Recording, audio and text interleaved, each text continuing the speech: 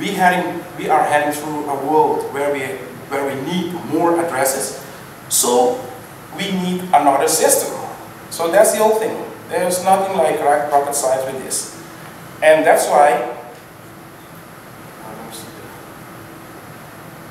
Okay, let me go back. How is IPv4 distributed?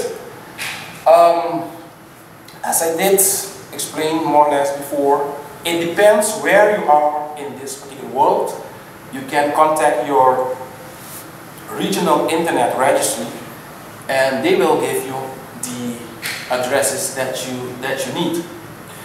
I think let me just go to another slide and it will become much more easy for you to understand. At your top you see there IANA. IANA is the function within ICANN in which these addresses are being distributed, and we have 5 registries in the world: AFRINIC for the African region, APNIC for the Asia Pacific region, ARIN, let's say part from the Caribbean and the other part of the US, for example, LACNIC, the other part of the Caribbean, mostly non-English speaking Caribbean, they are a member of LACNIC, and RIPE NCC, that's in Europe, for example. And through all these registries, IP addresses are being distributed, for example, to internet service providers, because they are the ones that need all these addresses to do what they need to do.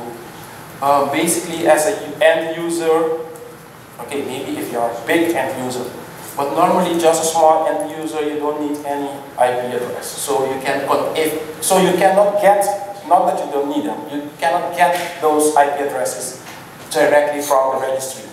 So you can get them through your ISP, Internet Service Provider. Okay, what is IPv6?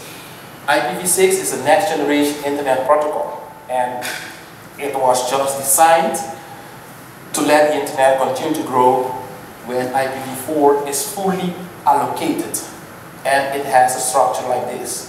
For example, IPv4, we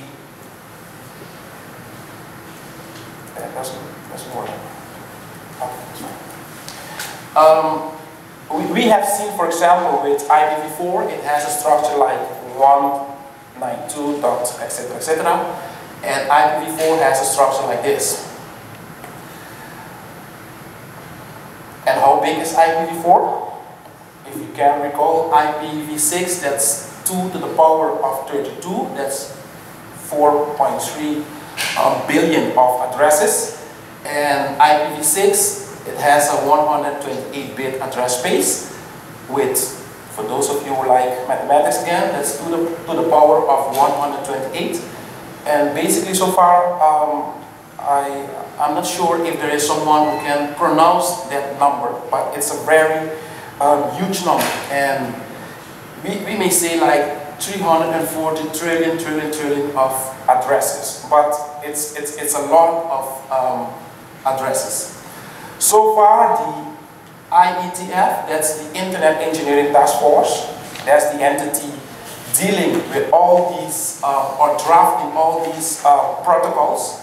They haven't defined as yet what we are going to do with the rest of IP addresses. So far, only 1/8 has been reserved for normal computers, and the rest, 7/8, hasn't been defined as yet. So I'm going to rush through this. I only have 3 minutes left. Okay, so I just would like you to know there is a great difference, as I did mention before. IPv4, 2 to the power of 32, that's more than 4 billion addresses, and IPv6, 2 to the power of 128 addresses, that's 340 trillion of addresses. So if you forget everything else, just remember this. This is the only thing that you need to know. Okay, how policies are being set.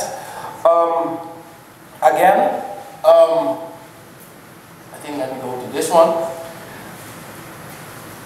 ICANN is a very transparent organization, and we have what we call all those registries, as I did mention before.